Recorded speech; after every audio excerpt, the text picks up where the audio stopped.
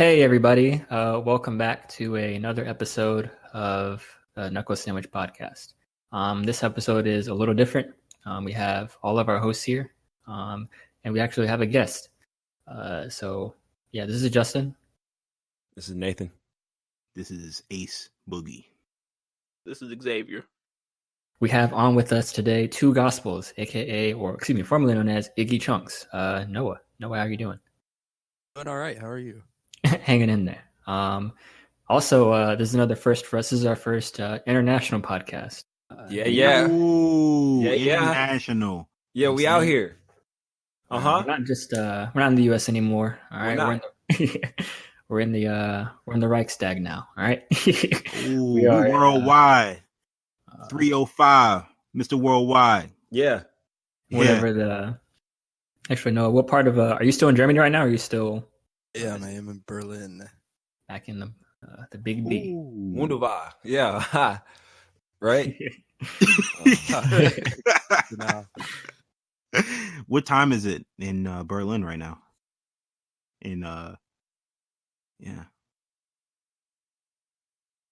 Hello? It's 10 to 2. I don't know if it came through. Oh, I'm sorry. So much at German engineering. Their internet is nowhere near as capable as U.S. internet. I forgot there has to be some sort of delay latency going on right now. What'd you say? Internet moves at light speed. All right. I'm sorry. So what time is it? It's almost 2. Oh, almost 2. Okay. Oh wow, we got you up late. Dang. I'm always on crackhead hours. Okay, nice. Don't forget, in a few hours, I need those lottery numbers for tomorrow. Playing the Mega Millions.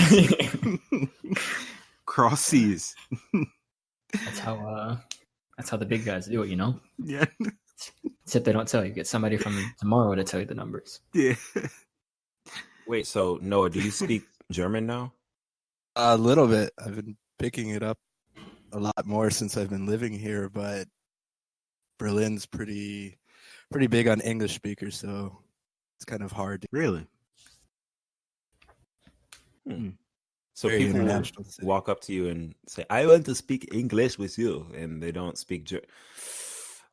Usually goes. Okay.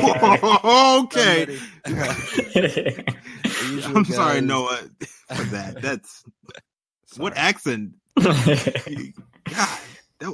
So sorry. Usually, if I'm going to the stores or usually out for, you go out. Anybody under 35 speaks about fluent English. So, Wow. Really? Oh, okay. That's pretty cool. You're not going to get that in the United States. you will not. I think people are trying to pick up Spanish more often than not, but it's going to be a hard time when China takes over. It'd be pretty rough. We don't know Chinese, but my cousins are in a Chinese immersion school right now, so they'll probably be head of state in like 20 years or something like that.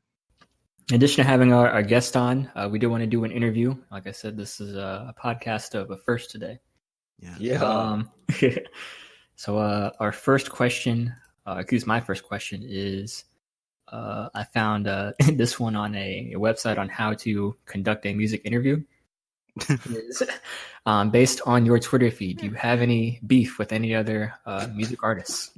I do not have any beef with other artists at the moment. Especially in Berlin, it's really easy to make friends here, and You cut out again. no beef on Twitter at the moment. Okay. Tell us actually a little bit about Two Gospels. What kind of music is it? How do you get the name? Give us just a little bit of background.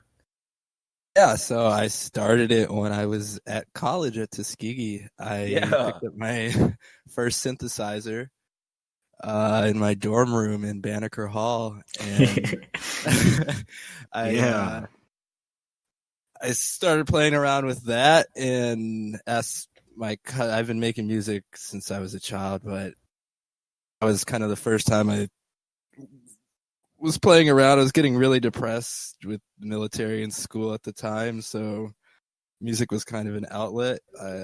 My cousin, who's also been making music probably about the same amount of time as me, asked him to join on because he's a really good trap producer.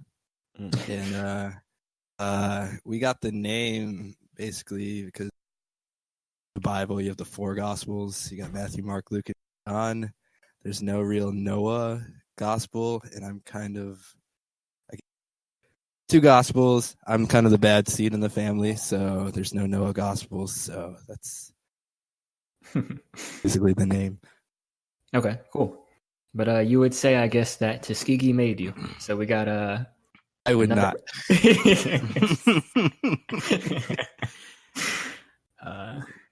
Nathan and Justin don't know about that Bethune-Banneker life. All right, they don't. I know where you're coming from. All right, mold in the water fountains is something you just can't unsee. You know, I remember seeing half-eaten quesadillas in the sinks in the bathroom. And people would just come in and turn on the sink, and they just brush their teeth with quesadillas in the sink. And that was life, you know. Y'all don't even know. We were out there. We were trapped. Back strong memories. Yeah. I stayed in Banneker for a summer, and that was just as bad. They did some stuff, but I mean, it was during the summer, so like they didn't clean anything after like the school year ended, and so you know we were dealing with everything. I didn't open up my closet that whole summer, and I ended up leaving my Xbox 360 in it, and so I don't have it anymore. It's gone. Oh, so that's why I have an Xbox.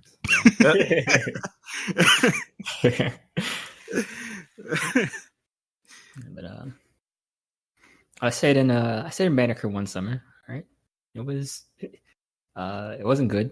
Oh yeah, so, okay, that's right. Were you on the first floor, or where were you?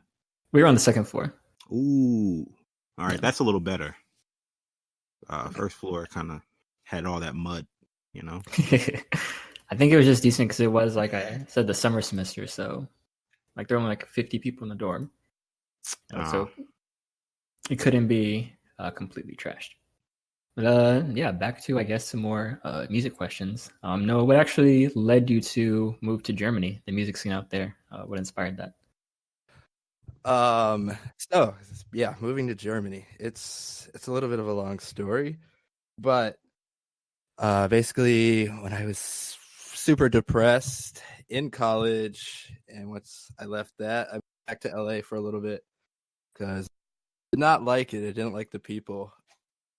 Very, very self-interested, very just for themselves with everything they wanted to do. It wasn't really about the art. They kind of just wanted to be an artist just to be famous and make a ton of money. One of my friends and favorite artists, Sean Nicholas Savage, he told me, basically flew out, stayed with him, met great people, fell in love with the city, and had to do some visa things.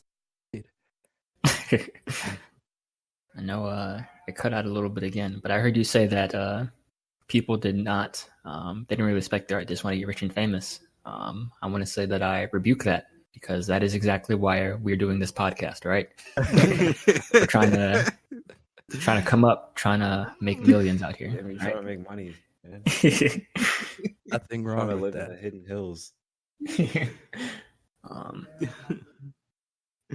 So once we blow up, I'm gonna buy that part of Berlin that you're in, all right? And I'm gonna turn it right into LA again. I'll move to Slovenia. I'll buy that too.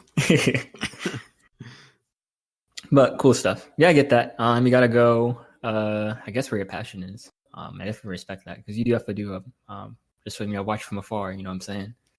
You do have a passion for music. You know what I'm saying? Which I'm glad to see that you seem to be enjoying life better. You seem to like what you do, so that's all I could ask for. For all those Iggy Chunks heads out there, I know we got at least one in the podcast. explain the change. Well, you said the change between Two Gospels and Iggy Chunks. Did you ever think you'll bring back Iggy Chunks again? Iggy Chunks is not coming back, but Okay. I've had Iggy Chunks since around 2010 when I was in high school. It was basically just any kind of little song I would write, and I just uploaded immediately. And the change from that to Two Gospels is just a professional move. Okay. I guess probably an even more important question then. About half of the name Iggy Chunks is Iggy himself. How's Iggy doing? He's doing well. My mom just sent me a photo today of him, and it made me a little sad because I miss him, but he's getting old, but he's still kicking and having fun. Good. That's all we like to hear. I have a question for Noah.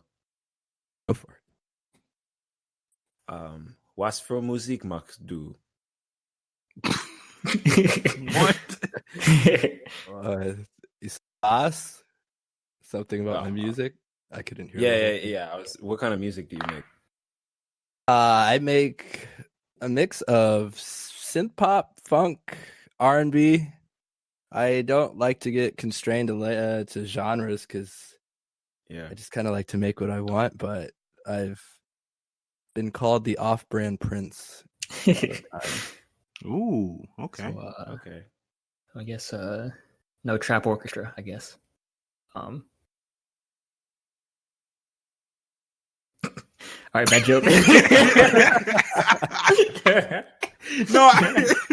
I laughed.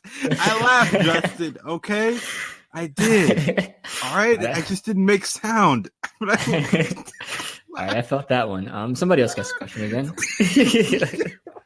Yeah.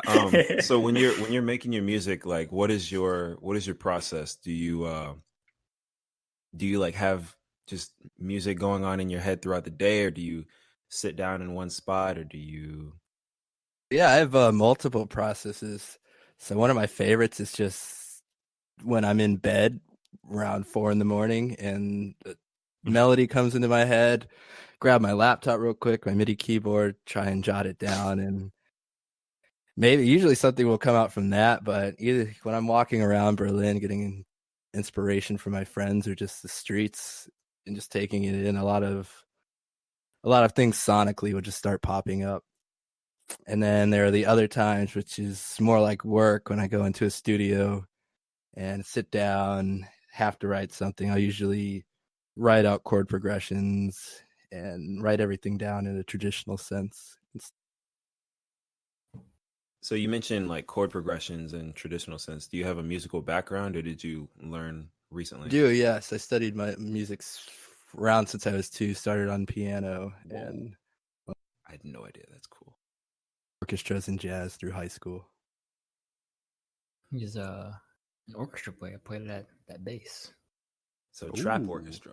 Yeah. Violin. Don't try and bring it back, all right? You see how people laughed when I said it? You see that? That's that real comedy right there. All right. How about like lyrical inspiration? Where do you get that from? Is it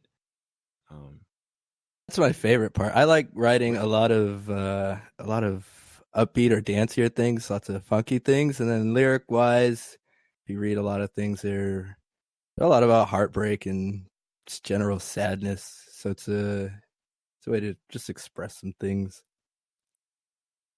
Those fancy they're funky beats. No, that's big over there. You get that one. What I guess what inspires you the most? Would you say like your emotions? Would you say, because you mentioned your friends, you mentioned the city, you mentioned your emotions? Yes, I think what inspires me the most is just kind of stepping back and realizing that I'm doing something I love, making money from it, and then just, I guess, to get a little broader, looking at love from a different perspective, seeing who you can love your friends, you can love your significant others, you can have love for much anything in the world.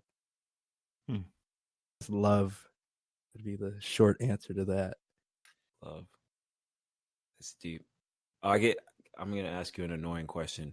Are you in love with anyone right now? Yes, I'm in love with everybody I meet. Oh, It's kind of one of my favorite songs at the moment. I fall in love so easily with a guy who works in the convenience store down the street. He's so nice. dude, I heard someone say that no one who doesn't love people could ever be a good writer or author. Because in order to be a good author or writer, you have to like be able to see the beauty in everybody. You Think have to so as experience well. those emotions, you know. And I All think those people emotions. that say they don't come at it with a little bit of cynicism, where they don't love anything or anyone. And Yeah, I would definitely say though, like I agree. And speaking back to that, you know, what makes like a great author or whatever you're writing, musician or whatever, you know, if you can't experience love, you know, anger, you know, all those things add up to make a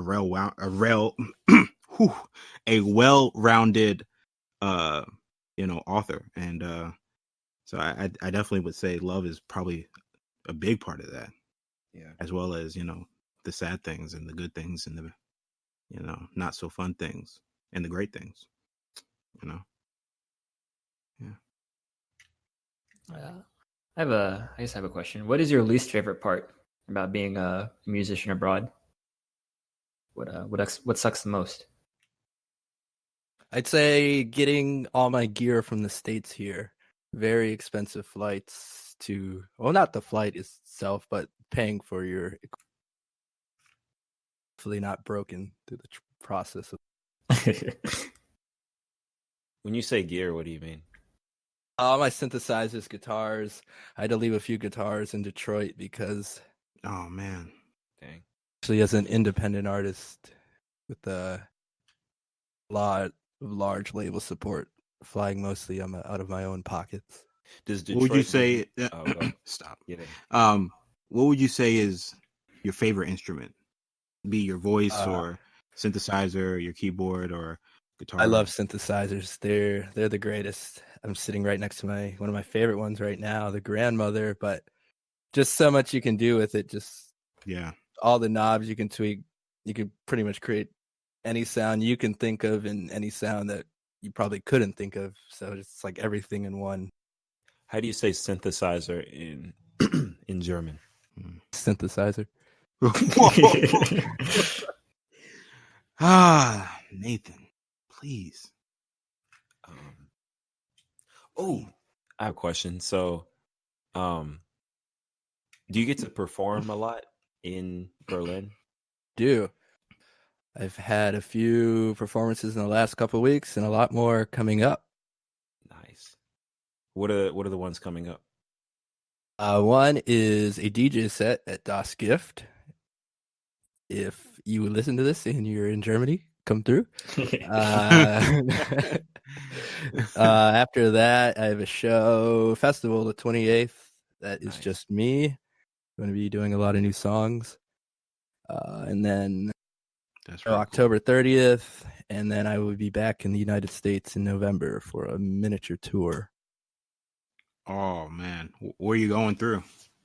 Going to Detroit, Chicago, and Birmingham, possibly Atlanta. We will see. Ooh. That's so cool. Might have to catch that southern route that you're taking there. Yeah. Get booked for Homecoming. That's in November. Yeah. Make that happen. Just think about how you asked if Tuskegee made him, and he was like, "Nope." I'm saying, I mean, I get it. Business is business. With all I feel this, I feel like the man makes himself. I feel the experiences. That's deep. What experiences do you feel like made you, if you are comfortable sharing? Yeah. Okay.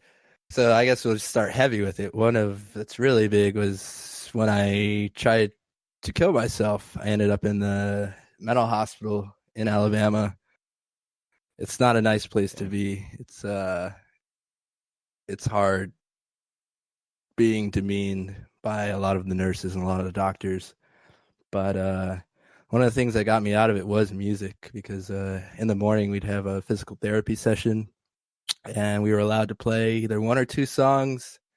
I got to put on my favorite artist, who's one of my greatest friends out here now, Sean, we talked about earlier, and helped me just to breathe a little, because when you're in there, it can almost feel like you're going to go more crazy just how they treat you. So that brought me back a little bit to reality. And what do you think? Like today, what do you like bring from that experience? How does it affect you today?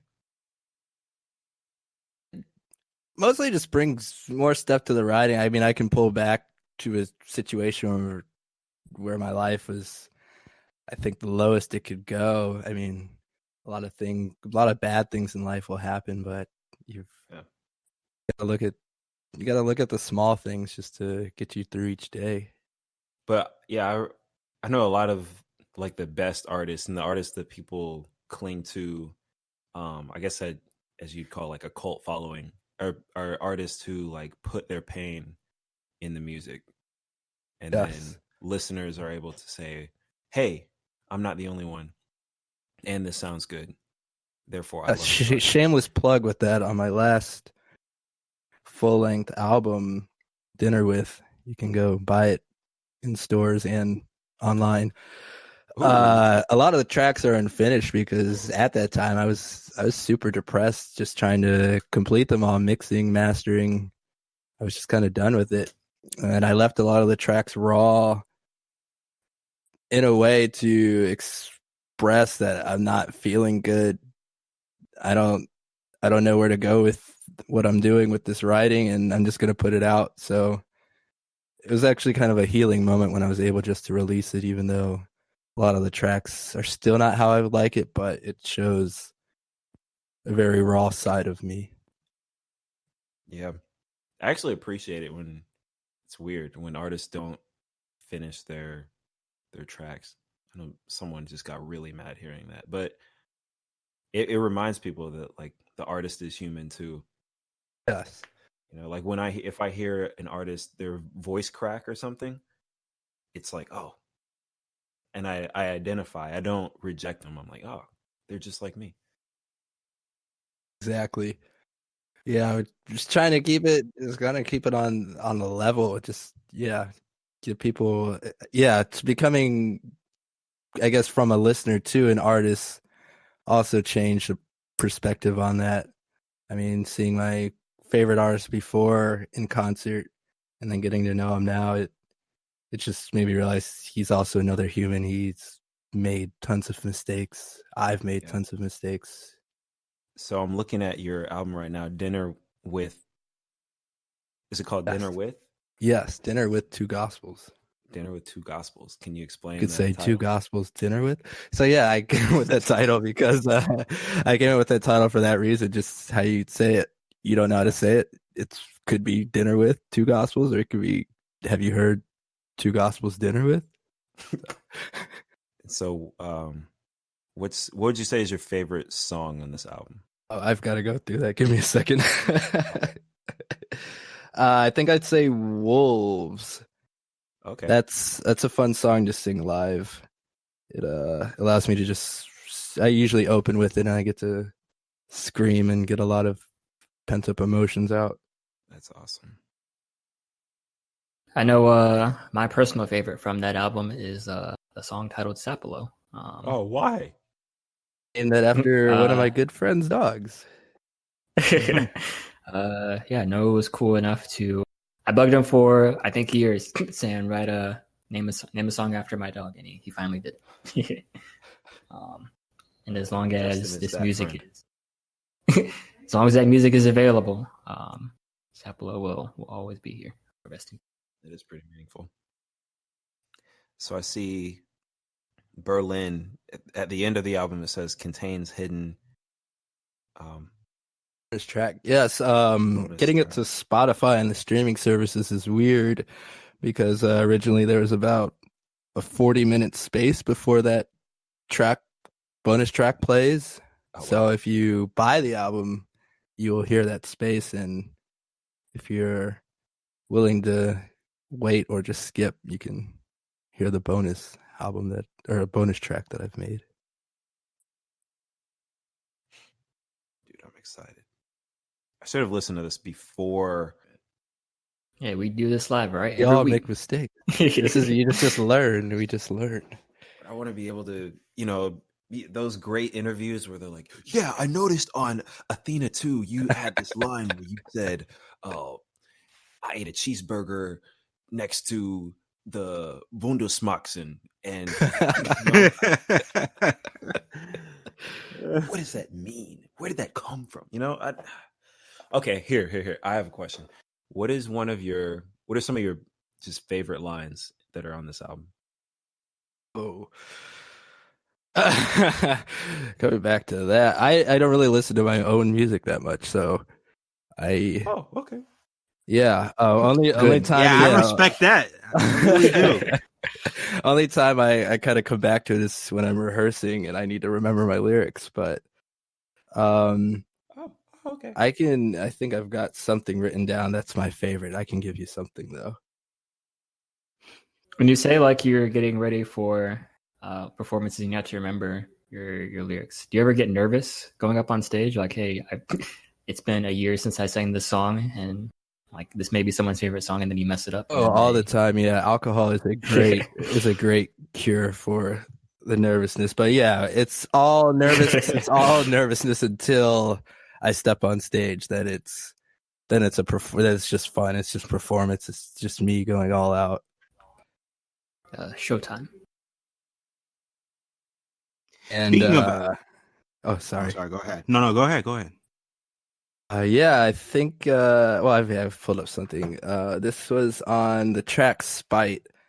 One of my favorite lines is just like 9 times out of 10, I'm calling you first, and it's just that's mostly about friendships in the States. When you're even with a significant other, just your friends in general, just trying. Every time I always have to make the plans. I have to contact somebody if they want to hang out or if they want to talk, but nobody really contacts me first to say, hey, let's go out or let's go get something to eat. Everybody can relate to that though. I don't want to shameless plug I have a song like that too, where it's like an old song I did in high school because I had like a rap group that I was with, and I was the one, just like making all the plans, recording all the music, editing all the music. But I don't know, it's interesting, because I was talking to this girl who she moved from South Florida to Huntsville, and we were talking about that, how she'll be like upset. She'll be like, man, none of my South Florida friends like contact me at all. But then she looked at her phone and she realized she doesn't contact any of them. So, yeah, I feel you, bro.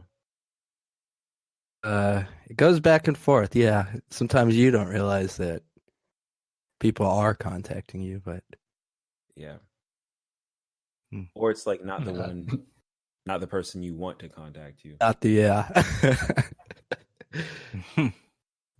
Yeah, I think people who at least text me know.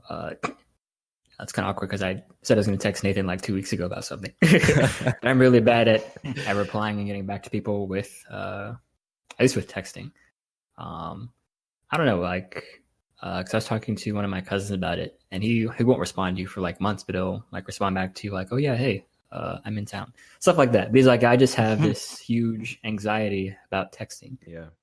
Like he'll read it, he doesn't like the notification on his phone, so he'll look at it, of course. But it's just something about replying back, which, like I said, I think I definitely get some. It's not like anxiety; it's just some sort of like feeling about like how do I phrase this? How do I, just like talk to people? Yeah. It's not always easy. I think like a highly underrated thing in our generation is like going and just like getting something to eat with someone, or like grabbing coffee with someone and just sitting at a Really table is. and talking. It really is. I think that's one of the things I do love about Berlin. A lot of it's more about you. It's more about your downtime. A lot of the time I'm walking and I'll ask myself, does anybody work here? Because you'll see people relaxing with the beer in the Yeah. park, or just a lot of free time. I think that has a lot to do with the culture and the working schedules here. But it is very underrated. So everyone is just so highly efficient. It's because they're a part machine. I don't think they told you that when you moved there. Did not. So what were the when you moved to Germany, what were like the biggest culture shocks that you had to deal with? I had a bigger reverse culture shock with a lot of things Americans do. There's a lot when of you came back? No, going there and looking back at what Americans do, and seeing Americans in Berlin, especially tourists, they have a weird way about just general things like going to the store. And I mean, small talk isn't big here, and I don't knock on small talk. It's nice every now and then, but it's a little bit easier to get your things done when you just go in, buy your things, and leave. So like store clerks, they just don't. Let's give you a little Wunderbar. hello. Yeah, Okay. hello, and then a Hallo. tschüss, which means bye. Dang. I'm trying to think of what is a small talk scenario. So all the people in Germany who like walk their dogs and stuff, they don't be like, "Oh, I love your dog," and "Oh, what kind of dog is that?" And No, not really. Yeah. Yeah, I mean, mostly in Europe, people, I mean, everybody's really friendly, but they're not friendly until they're your friend. They're really big on becoming friends first, more than just an acquaintance or somebody you like see. maybe a less aggressive New York City, maybe like things are kind of always moving, but like people want to stay in their lane until they're comfortable with you. Yeah, usually, but Germans will, well, anybody in Europe will come onto you pretty quick if you're compatible. Well, you've convinced me. I don't know if that was your goal. If you're working with Germany to get more people. I wish they would pay me for this. So this is a dumb question, but did they just call German shepherds over there? Time out. You're in timeout. I'm not actually sure what they would. I think I don't think they would call them German shepherds. Maybe Deutsch, but shepherds would. Okay. I just wondered. I have a quick question. You talked about alcohol earlier. Yes. Have you are you going to Oktoberfest, or have you been to Oktoberfest? That is very touristy. Yeah, I mean it's I would not like to go to those things because it's just a lot of American tourists, and I don't like to talk down other groups, but very broy groups, very excuse my language, douchebaggery going on with people coming in. So it goes like this, dude. Are you going to Oktoberfest this year? And it's like, yeah, bro, man. really? Bro. Pretty much like that. Have you ever been to a bar and an American just walks up there and is like, "Yeah, I'll have a Bud Light"? I think not for a Bud Light, but for something like a Pabst Blue Ribbon or something. they slap people that like try to get light beer and stuff like that. You're like, they can shine a light through your beer, then you're done. Yeah, it's hard. It's hard coming back to the States and drinking because the beer is really good here. You can get a good beer for like 80 cents. Oh my goodness. My uncles, they love German beer. I mean, that's all they drink. and they're willing to pay high dollar to get it. Oh yeah, to get it over is. here. Yeah. I don't know. I think being a it black should be man my in Christmas Germany, gift. being a black man in Germany is top. It's ideal. Explain. They Huh. love black men here. Huh. Okay. Hey Google, It's flights to Germany. Germany, leaving the 24th of September and coming back the 28th of September. Starting. All right. I mean, I get that you're one of like 3 black men in the country. So. Yeah, when you get around other black Americans here, it feels like you just took over the city. It's I mean, yeah, you go out to a bar, women will buy you drinks constantly. You don't have the same harassment from authority figures. Like they say, when I get off the plane here, this weird relief, this pressure that just comes off of you when I get off the plane, and I feel like I can be myself, at least in Berlin. Wow. Are you saying that I know I've asked this before, but are you saying that like you feel like more comfortable in Berlin than I guess like Detroit as far as that goes? Yes, anywhere in the States. It's very weird. I mean, every place has its problems. Alabama? Never more than Alabama. Yeah, it's a weird feeling finally being yourself. I guess you grow up your entire life, you think you're yourself, and then you get to a place and realize who you actually are in this case. It's neat. I'm still alive. How's the food over there? It's great. Better or worse than here? It's great. It's fantastic. Very cheap, easy to live here. A lot of big Turkish population, so a lot of Turkish influence in the food. A lot of shawarmas, falafels. They have the doner kebab, which is basically the hamburger of Germany. It's the fast food. It's either chicken or I've heard about that, Rindfleisch, and it's delicious. It's low key healthy too. You've got all your veggies. You can live. I basically live off of it every day. So. One of our missing members, he used to live in Germany, Xavier Brown, and he talked about that. Like he just walked down the street and just for like the low price, stop, and there'd be like meat on the stick, and the guy would just like, "Oh, you want some meat?" And they just like shave off that meat. He said €2 to €3, you have a meal. Super easy to go out on dates here. Speaking of meal, I think I'm gonna hit up the Chick-fil-A real quick after this. Dude, what? Hey, for our audience, it's Sunday. He just said something really dumb. He said something really dumb right now. It's Sunday here. Wow.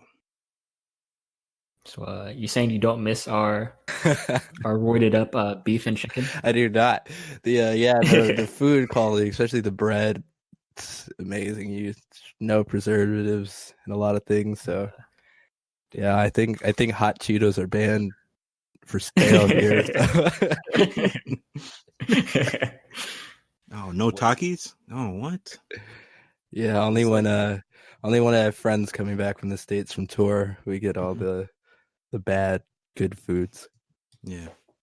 What's like the is the fashion different up there?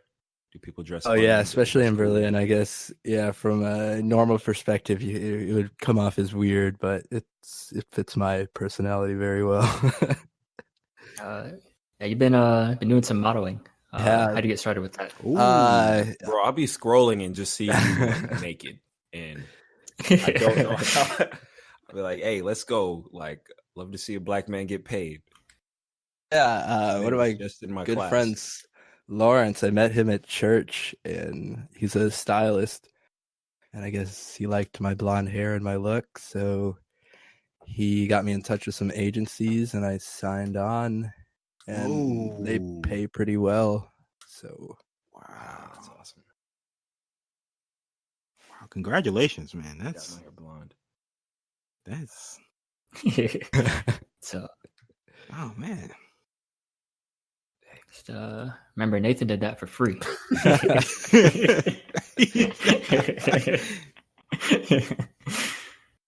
Ooh. But yeah, that's pretty cool. That's really cool. I had a follow up for that. I forgot. I'll come back to it. So when you said from a normal fashion perspective, it's kind of weird. What do you mean by normal? And then what do you mean by weird? Like, Yeah, what are the so normal normal would be, I mean, yeah, what do you go out when you, like, I guess you go out on, not on a night out, but you just go out with the house. What are you wearing? Khakis? I'm marking my American Eagle short sleeve polo, a Hollister hat, Aeropostale board shorts, and your Forever 21 earrings. Yes. Yeah, here And, it's like a step back to the goth 80 days. So if you can picture the Cure, and then that plus long black trench coats, lots of Doc Martens, Yeah. long earrings, cool haircuts with not really a fade, but just bald on the side, maybe a bowl cut around. Men and women both rocking that hairstyle. It's kind of cool, actually. Dang, I know this wasn't your intent, but you are selling me on Germany. I'd say I want all my friends to come over. I've had a lot of friends come and stay, and they loved it. And I always say, like, once you, like, your first day here, you're gonna fall in love, and you're never gonna want to leave. So be prepared to look for an apartment. Especially engineers, yeah, coming to Berlin, you'd be rich here working with some of the car industries. I would love that. Well, work for Mercedes or something like that. Well, Porsche. Ooh, man. It's a classic Volkswagen. You know what I'm saying? Back to my roots. The Honda of Germany, yes. in Berlin. Poor, and I'm living very well, but if you brought money, you'd be a king. Yo, is this a podcast or a commercial? Like, yeah, you said that. You shouldn't have said that, because come on, man. I'm over here. Nice. I was gonna ask something about that. Still, until Nathan started breathing into the mic, I couldn't. Oh man, it'll come back to me. I'll ask it eventually, one day. So I was gonna back to the blonde hair thing. I was gonna say Frank Ocean stole that from you. Did So did Jaden Smith. Yes, he did. It's a lot of things I get. I get Jaden Smith, Dennis Rodman. I got Will. I got Will Smith when I was in Slovenia, and that's nice. They just associate with that with maybe the 4 black people they know. Yes. They're like, which one is he? Have you ever just gone along with it? You know, just like, yeah, let's take a picture. You know, like, or like not with somebody of that caliber. But yesterday I was at a music festival, and I guess all black people looked the same. One of my friends had just performed, and a lady came up and said my set was very good. But I was just working, not performing. So. I took the compliment. I said, thank you.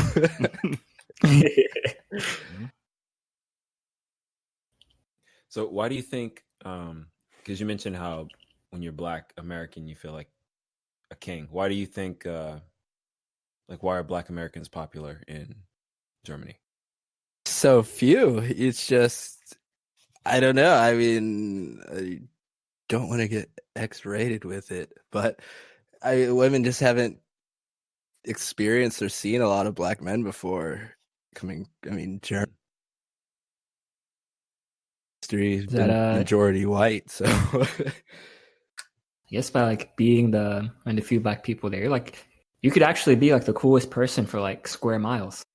I never We really thought are. about I that. mean, yeah. When I get my Black American crew out here, it's literally we take over the city and yeah. So cool. I imagine now that I think about it, I remember when this French exchange student came to Texas and like everyone was like, "Oh my gosh, have you heard?" Wait, they don't talk. Oh my gosh, have you heard his accent? He's so cool. He dresses different. He's so good looking. He's so smart. And so I guess for Yeah, a black person I think it'd going, be like that. yeah, Honestly, I would though. I mean, I feel like the hardest part and the reason why a lot of people don't, you know, travel just to foreign countries is because there's a lot of uncertainty, Yeah. and a lot of things they don't know. And I think that kind of holds people back. And I feel like that kind of holds me back too. But like, even just with this conversation, I would feel more comfortable just traveling, to a European country, Man, especially traveling as a black man, you don't know where it's safe. I mean, Right. it was funny going to Slovenia before. I text my dad and he's like, "Do you know there's no black people there, right? What are you gonna do?" And I said, "Well, the mayor is black." But I guess that's a thing.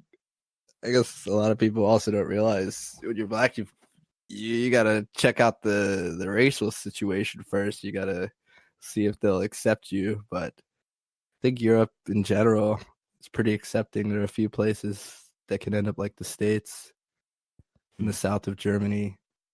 I got called even a in nigga, but Germany, the South is this is the south of like America. Yeah. It's a universal thing. Have you seen anything that's like like you didn't expect to see that in just a foreign country like that, here in America we're like normal, like cowboy hats, like are you in the south of Germany, are you seeing cowboy hats and like gun holsters? Maybe more traditional clothing like lederhosen, but that's usually still around Oktoberfest, but nothing too different. Yeah, not that I can think of. Good. so. Is there? What's the what's the club scene like in Clubs Berlin? are amazing. I've always hated clubbing in the States because you think of a nightclub, it's a very broy night out, but the clubs here, it's just everybody's very respectful. They're just there to have fun. You don't have random guys grabbing on women or crazy things like that going on. And it's just everybody's out to be themselves and have a great time and great music to dance to. I would also double down and say that clubs in the United States are usually not that fun. Yeah, I went to a club in Miami and it was a free club to get in. Oh no! And it was I think I am scarred from what I saw in that club. No. And why do I have to go to the bathroom when I'm at a club? I swear I went before I left, but I gotta go when I'm there. And it's just like, you walk into the bathroom and, a guy says, "Oh, excuse me, I'm leaving." And I'm like, "Oh yeah, sure, go ahead." I walk into the bathroom and there's no toilet, and you're like, "What's going on right now?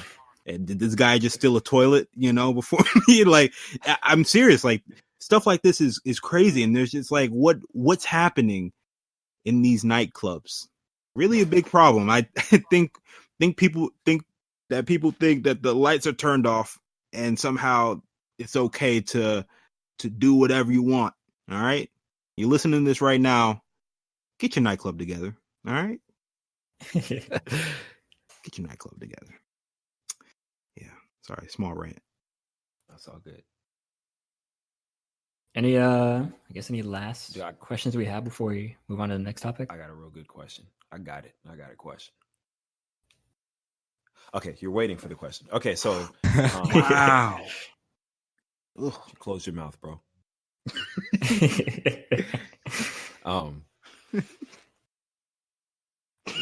What?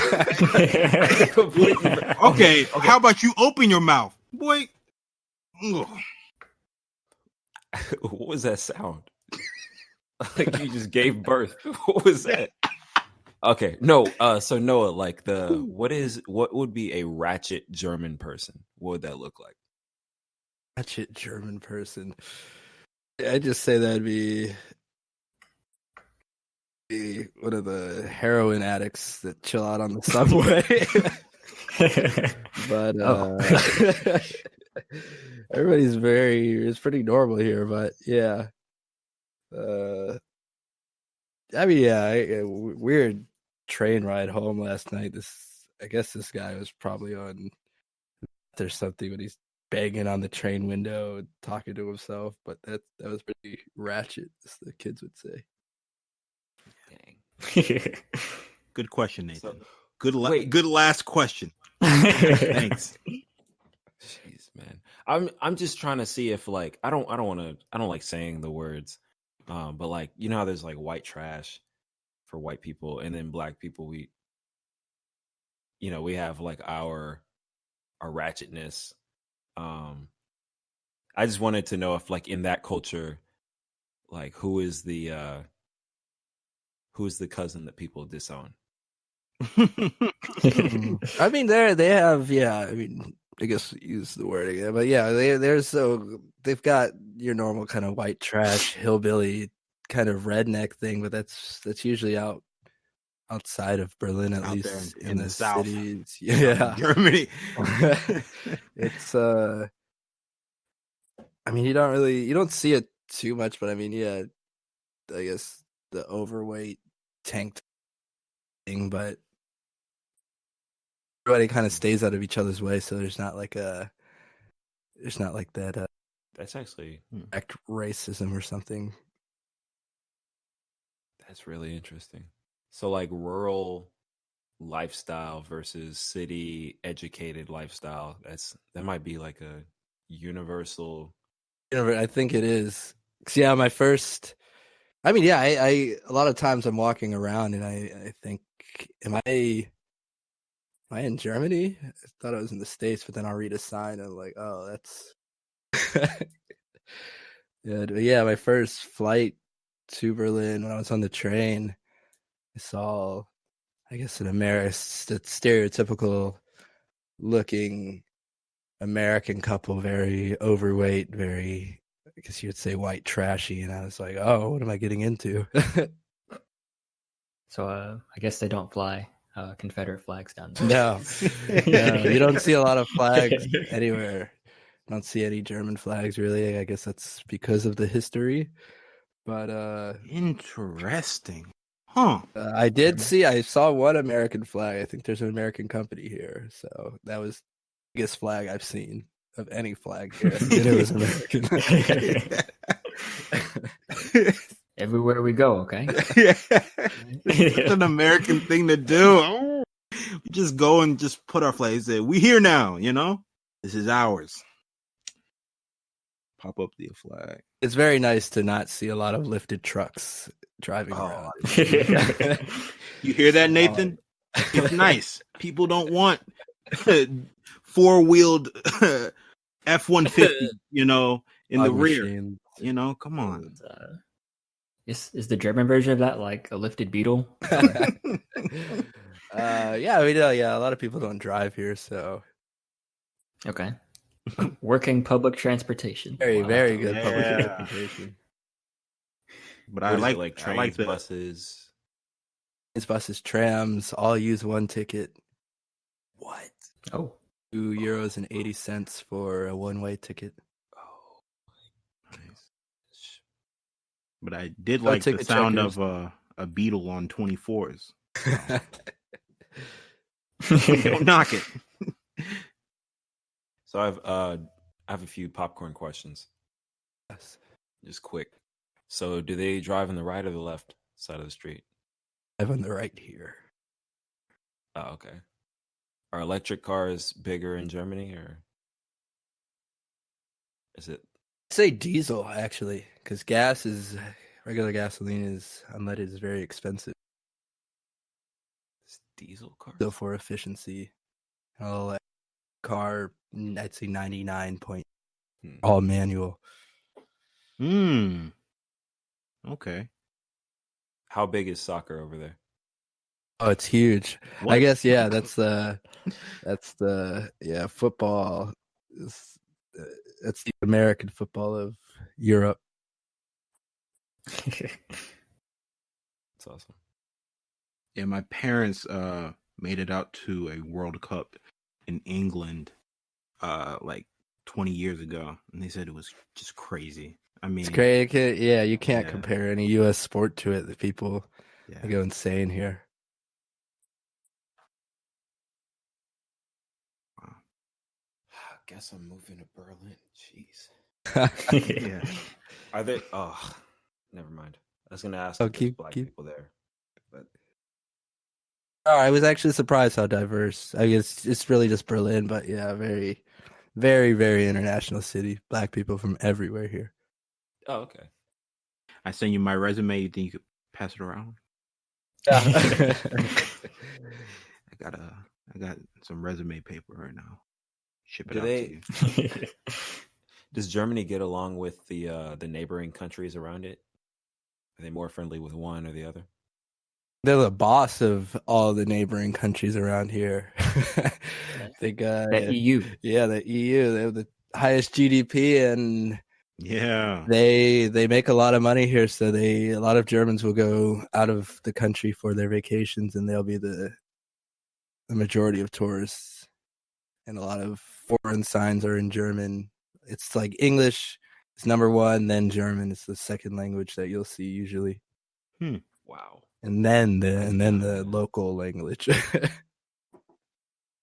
Have you been affected by Brexit in any way? I mean, I know you're not like... just friends. Yeah, it affects through friends. They're still scared whether they'll have to apply for a different visa or That's crazy. their living situation here. Just living in the United States, like we can listen to all the NPR we want to, but we'll never really know like the full effect of Brexit until you're like living it and it affects your day to day, or Yeah, I mean, yeah, even for me, just living here, like, it's changed my views politically a lot. Not to get too political, but just openness with borders.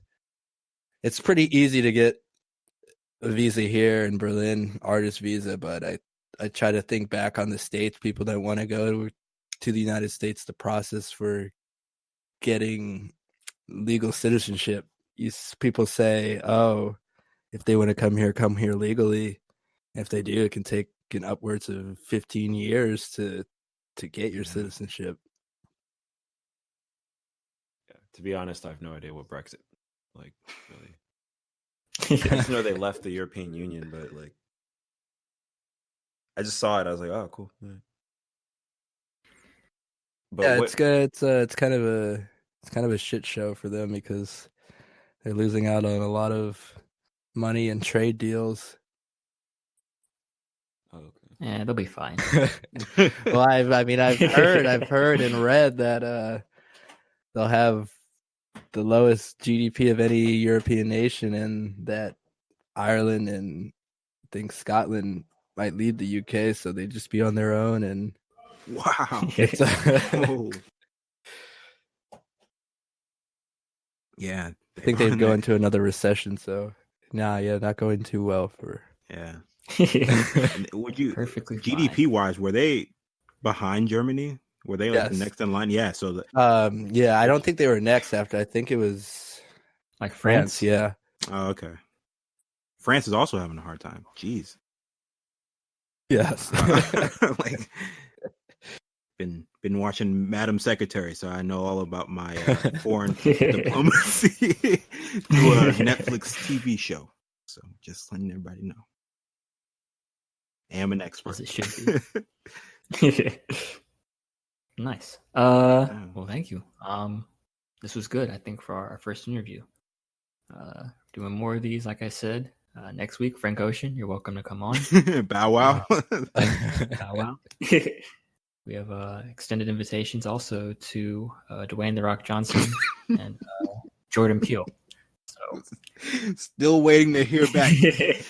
Hey Janet, we got to please. No, Janet's our PR person. Actually, she's in the room now, and we try to get her to reach out to all these celebrities, but she's been lacking on the job. So, yeah. For any reason, anybody listens to this, just check out posted episode 3, or the third published episode. You'll understand. But yeah, thank you. I guess before we wrap it up, we're gonna talk about a movie all of us saw. I just saw it today. Once Upon a Time in Hollywood. Yeah. This caused a little bit of contention in the group chat. I guess earlier this week about whether this movie was good and bad. I was gonna come in as the tiebreaker, but Noah has also seen this movie. So before we start, getting into the nitty gritty, everybody just go ahead and give this the movie a score on 1 to 10. I'll start. I will give it a 7. Give it a 9.5. What? Oh, Yes. Okay. I definitely give it a 4.5 at best. It could go lower. I would give it a 6.5. Oh my goodness. Oh. See, Noah, so you lived in LA for a little bit, right? Yes. So did you recognize like the places they were driving around and the Oh, references? of course. But yeah, I mean, it was a good film. It was cool to see Leo encapsulated as all these old school actors, but I guess I think I would need multiple watches for my score to raise, but on that initial watch, it's a 6.5. Here's my thing about it. I agree. I like the acting in the movie a lot. I think Brad Pitt, Leonardo, who was the female actress? Margot Robbie. Yeah, I think they did a great job. Seriously. And maybe the acting just all around was pretty good. The problem is the movie was almost 3 hours long, and you could have really just watched the last 30 minutes and then the first 10 minutes and been like, oh, okay, that's a good movie. That's a good movie short, But Quentin Tarantino's style of being very broad is good, but in this sense, he got too broad. All right, he got too broad. There were some scenes where I looked through the cast list, and some people were just standing in the scene, didn't even make their name onto the credits because, like they were just there, but they didn't add to any plot. Like, not to get too specific, but the guy when they were at that little party and he was like going through the list of all the people that, were at the party. I was like, who is this guy? They never once said who that guy was or the woman standing next to him. So I think, it's a lot of you have to have a lot of prior knowledge of Hollywood to appreciate the film. Because I could agree to that. I thought it was a good movie. Parts that really kind of stuck out to me is like I've never been like involved with any kind of like theatrical productions or whatnot. So just seeing like how I would imagine or how I hope would imagine like actors saying like, oh, I need my line here, or we just like going through a scene. I was watching a movie about like the making of a movie. I thought that was pretty funny. Yeah, that was. But just seeing like how thorough they were, and that's just like the Tarantino style. But just seeing like, I guess what acting like is, seeing like multiple takes, doing scenes a whole bunch, stuff I never would have thought about. Because like I said, I'm just the movie watcher, and that stuff's beyond me.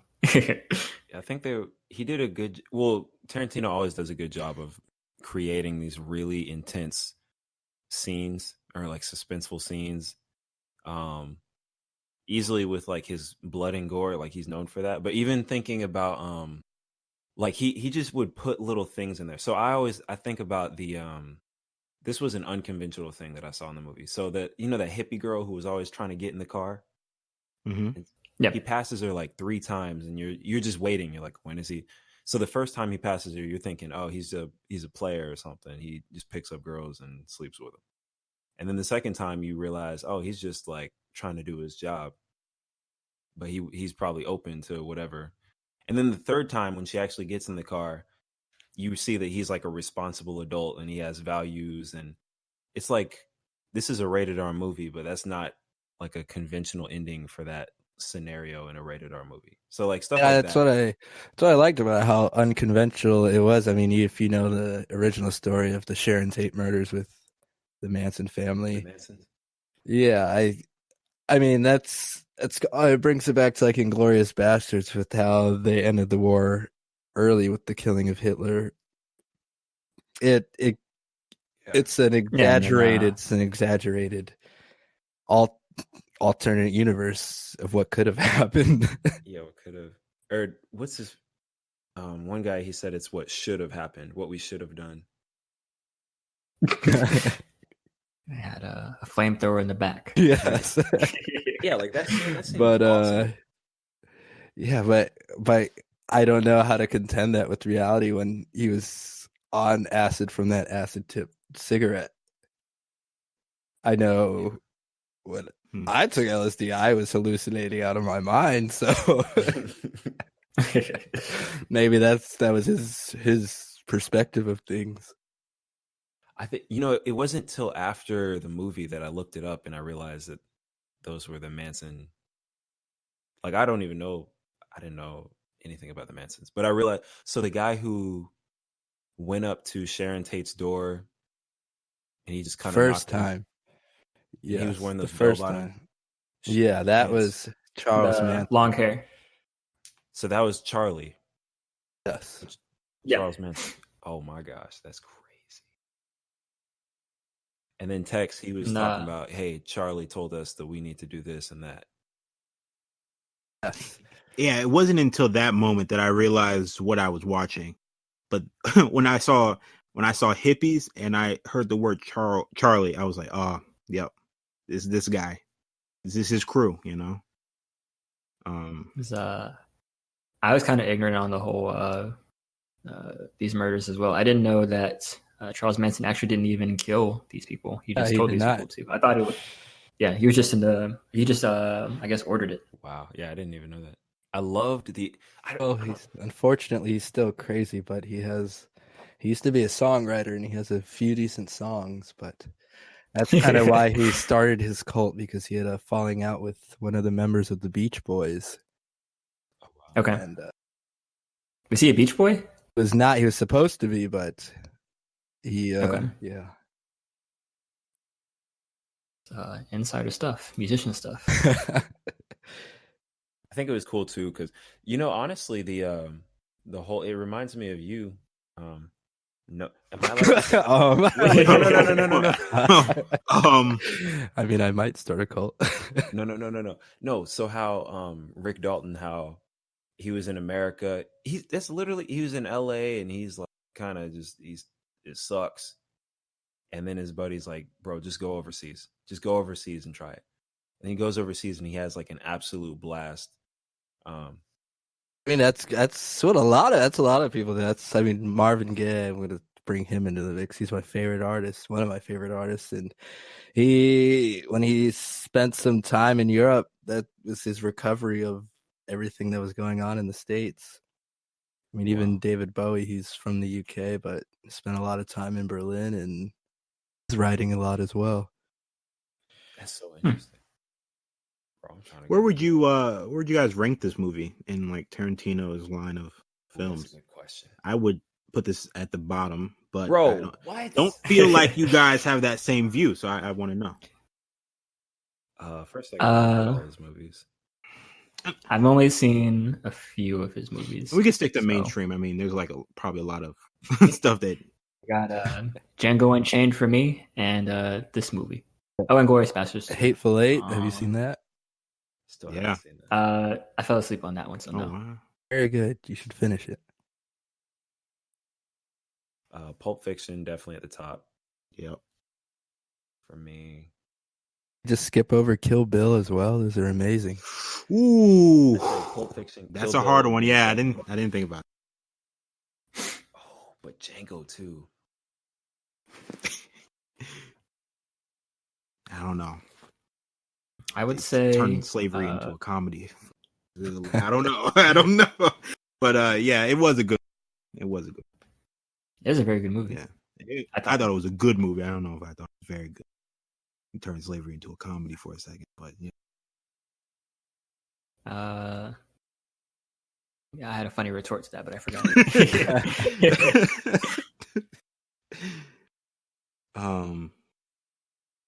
But yeah, no, I would say like probably like 99% of his movies I like.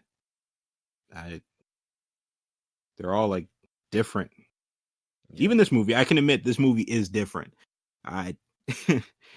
Someone described it really good as like what should have happened.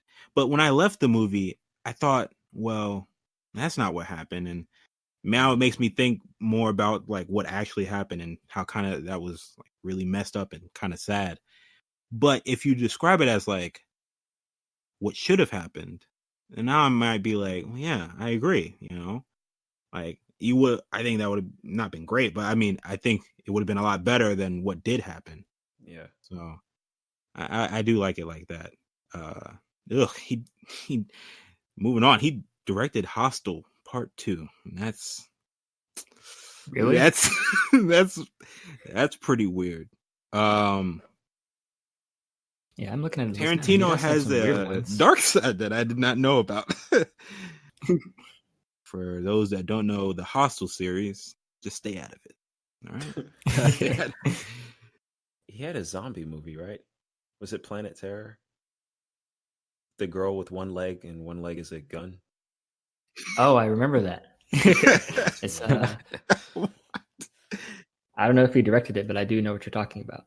Yeah, I don't know why I knew about that thoroughly in middle school. It's Robert Rodriguez, but I think he had some writing and production credits. Okay.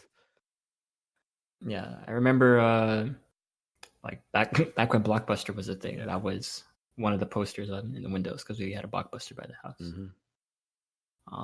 Desperado. Wow. Out of the 3 Tarantino movies I have seen, I definitely remember Django Unchained, Inglourious Bastards, and then this. Have you seen Pulp Fiction? No. Gotta see it. Ooh, Netflix, Smith. You should. Yeah. People might say it's overrated, but I think it's good for a reason. Like you can watch that movie quite a few times and just so many things you can pick up. I also you just gotta appreciate Quentin for like the actors he puts in his movies. Like he doesn't have any bums. And how he started independently. Yeah, he dropped out of high school and basically started from the grit of his teeth. He made a short film and he didn't like it, and then Pulp Fiction was his first like major film, and it got big. Yeah, and it's one of the all-time like critically acclaimed movies.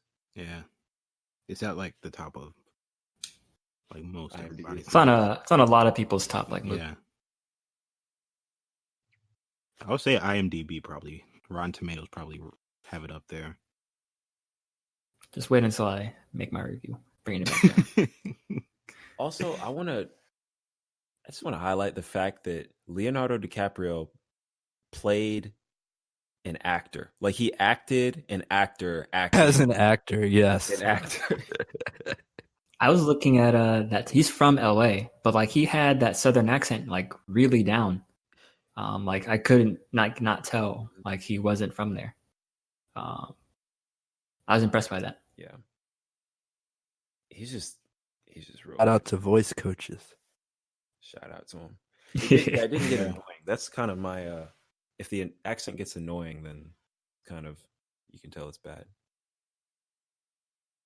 And then did Brad Pitt have a southern accent too? I think Brad Pitt is from Memphis though. Okay. Oh, so it was no big deal. I liked it. Man, this movie was just there's so many moving parts. Like even the scene where I need to stop saying Brad Pitt, where he goes home and he's living in a trailer and you just see him.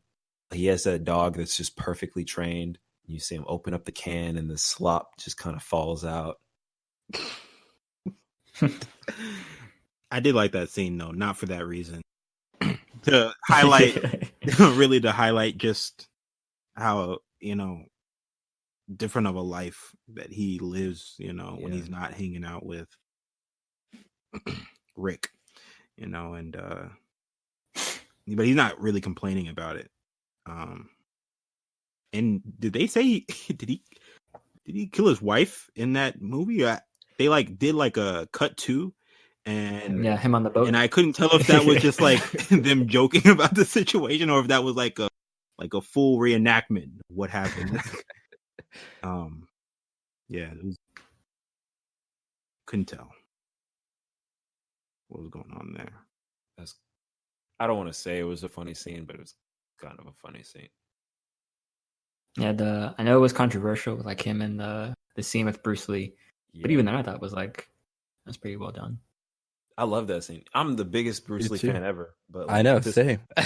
Bruce Lee lose like that, it makes me wonder, someone who, and that brings it back to you. I mean, being an artist, Quentin Tarantino is artist directing, and you can make whatever you want to make, and people are going to be somebody. Well, at least one person is not going to like it. So that's what I was listening to some podcast. It was Bill Burr, and he was saying he loves Quentin Tarantino because Quentin says, I'm the director. I do whatever the heck I want to do in my movies.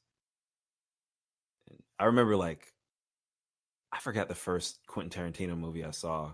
I think it was Pulp Fiction. Yeah, because Quentin Tarantino was in the movie. And I was like, oh, that's Quentin. And then he just starts dropping N-bombs over and over. I was like, yo, you can't do that. You can't do that. You can't do that. But then you realize you can do whatever you want to do. You can do whatever. Yeah. So back when I was 13 and I saw it, I was like, I hate this guy. But now that I'm 23 and I'm watching him, I'm like, I respect him. It's the same way I felt, I guess, with Django Unchained. Cause I saw that with my dad in theaters, and that was 2012. So I guess I was 15 or 16. When you're that young of age and you see a movie like that with your parents, it gets kind of awkward for you. But he's just laughing and having a good time. So yeah, that new Jamie Foxx scene is still in my head. You just can't unsee that in an IMAX theater size screen. And this man, woo, that was rough. Yeah, I did also see it with my parents. That was yeah. But see, that's the beauty of Quentin, because he has so many of those scenes that we cannot forget. Jamie Foxx naked, or in Pulp Fiction, there's so many of them. There's when the girl overdoses. There's that Kill torture Bill scene. Man, Kill Bill. Oh my gosh, that was pretty bloody. Even in Once Upon a Time in Hollywood, at the end, the flamethrower scene, or the dog. The pit bull dog slop scene is always, I don't know. You keep saying slop for me. What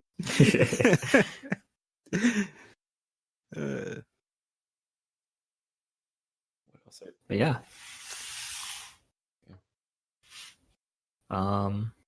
We got this is our longest episode. Yeah, long form With podcast. podcasts, you should always just let it run and just keep talking.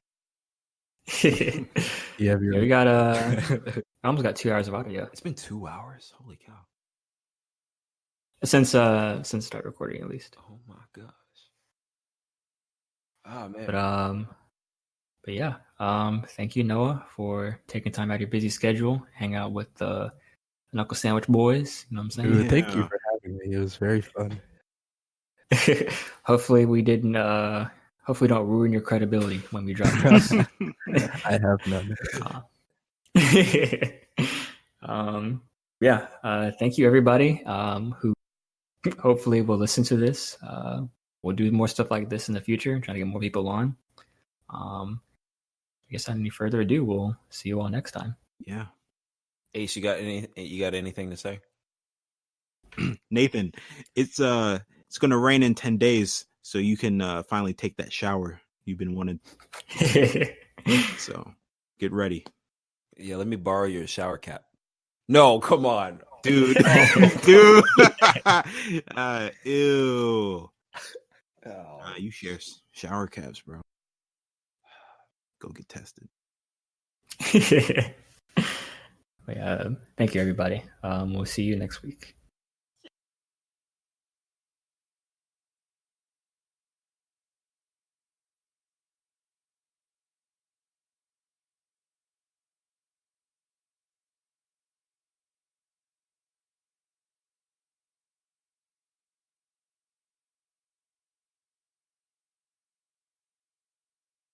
That's the podcast.